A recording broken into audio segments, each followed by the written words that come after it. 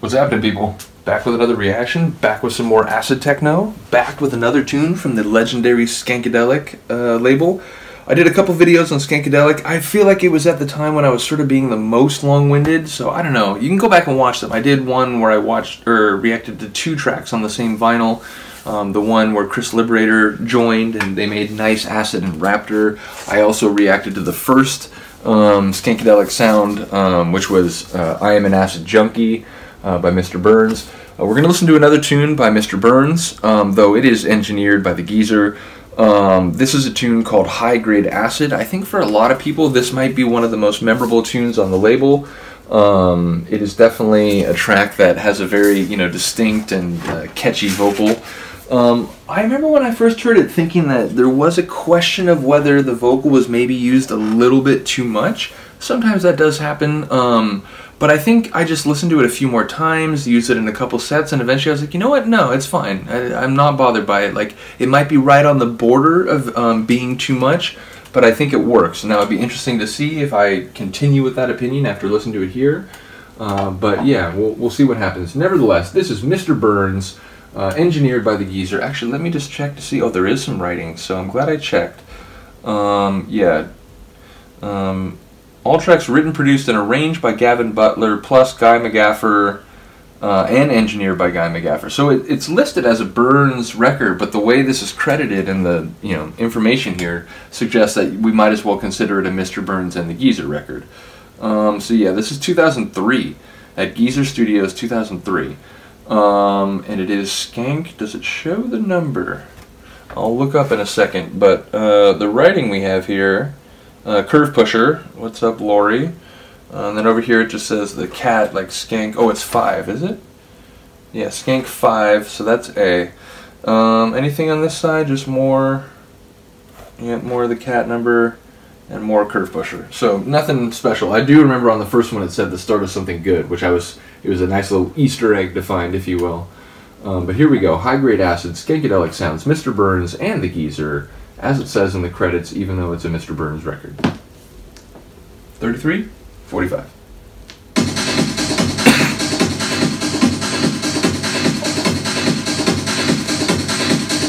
Them chugging mid-2000s geezer production sounds.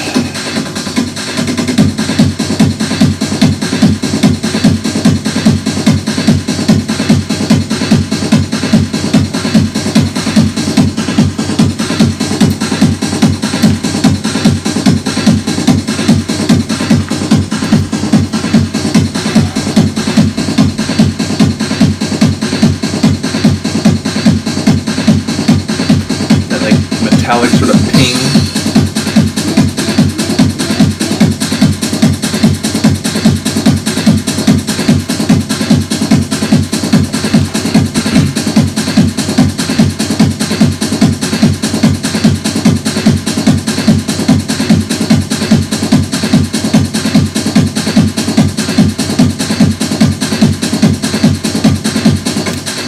A lot of Skankadelics have pretty much all of them have very long intros, which again, as a DJ I appreciate that, although sometimes I feel like, it's long enough before the real bass line and acid fireworks arrive that I may mix in from the second 64 on, like I'll just, skip the first 64, maybe even 128 of the record and just get to the real meat a little quicker.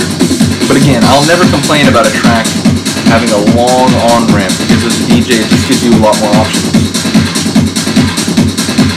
I just might not play the whole track every time. I might mix in, again, already 128 into the record when I start mixing. Secondary intro of some note coming. Quick breakdown. Sort of anticipation vibes. We got our symbol and we had a little acid duck sort of announce its presence.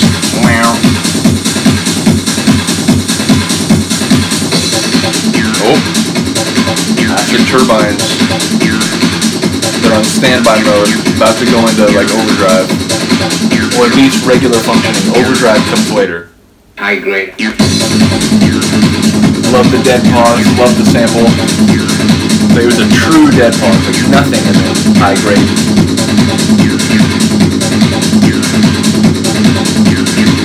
So there's the duck one, right? The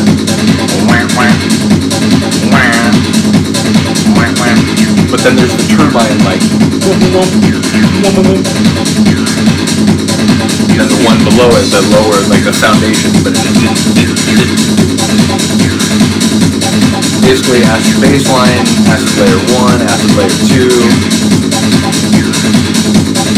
I mean, I guess you name a track high-grade acid, you better be bringing the acid layers quick and numerously. I'm gonna little snare roll, kick up to another level.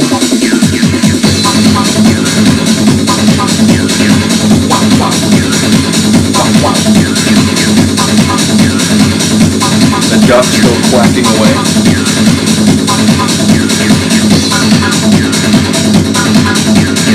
And now that the lower like foundation layer is just like keyed up a little bit.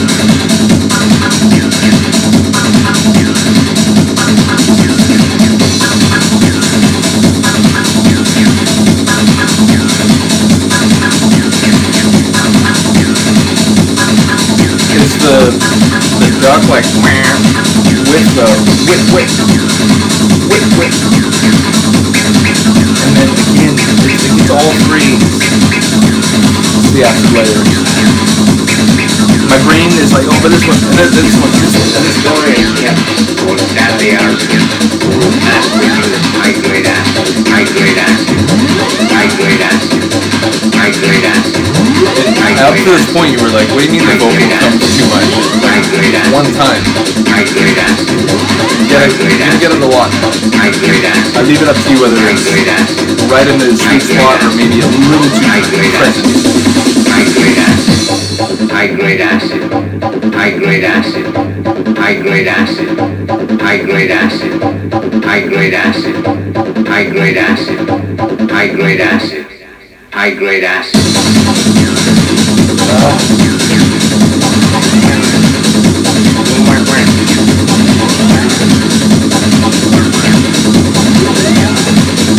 Acid turbines are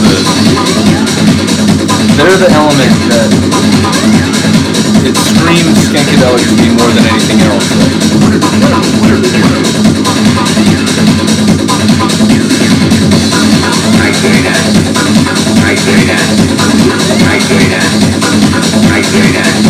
This is the part where when I first heard it I was like, why not every other? Why, like, but again, eventually it was like, I just hear the high-grade acid. It's like part of the rhythm.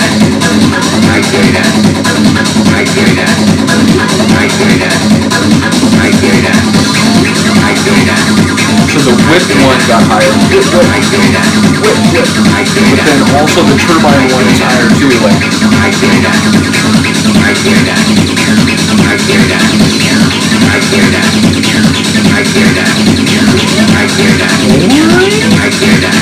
Hydraulic elevator.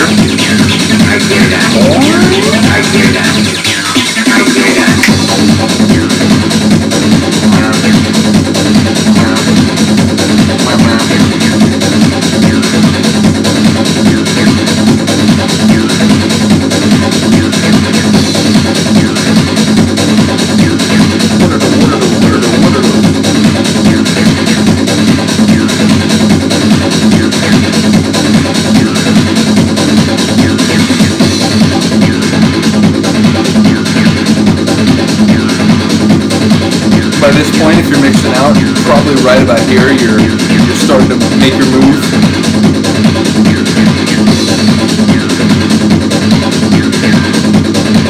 The bassline is still rumbling. It's going to kick it down lower right before we get out, and I think maybe bring the vocal back, which isn't bad on the way out. No vocal, I guess, but you heard it key down. Like, acid engines, the turbine's like turning off. The duck's still chirping though, or quacking.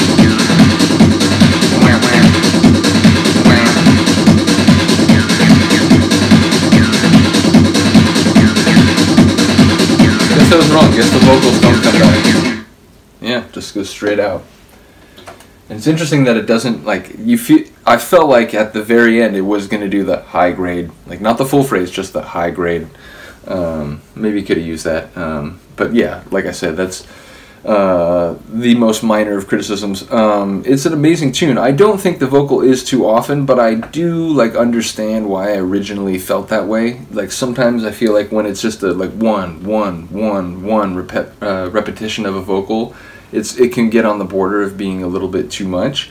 But like I said, I think it works. You know, after the first few listens and, you know, used it in a set or two, I think I just embraced it. And I think part of it is, again, I talked about this in multiple tracks, eventually there's certain like vocals that my brain just kind of blurs into non-word synth sounds that like are just part of the overall rhythmic loop, if you will. So yeah, like at some point I think I just did that with this track where like I know it's saying high grade acid, I know that's the point and that's the theme of the tune, lots of different layers of acid, but again I just kind of hear it as like part of the rhythm. So yeah, I don't know, let me know if you think the vocals too frequent, or tell me if you think that, like me, you know, it just works with the overall vibe of the track. Let me know if you want to hear any more Skankadelic. I have all 15 of the records. We've really just scratched the surface. As I said, listen to the first one, just one of the tracks, two of the tracks or both of the tracks on, I think it's Skank 6, the one with Chris. But yeah, like I said, I have all of the other 13, or now the other 12. So let me know if you want to hear any more. You know, like I said, it's one of my favorite labels. It came later, and it didn't run nearly as long as the three that I always talk about, or, you know, even some of the others that are like, you know, now or like in the last 10-15 years have been under the Stay Up Forever umbrella. I mentioned Psy Squadron. I think it's dormant or defunct now, but you know, that ran for a lot longer. So again, Skank, it's just this sort of like brief little magical thing. But like I said, I have all other 15, or all of the 15 records, so let me know if you'd like to hear another tune on the label. Other than that, have a good day, have a good night. I'll see you next time. Peace.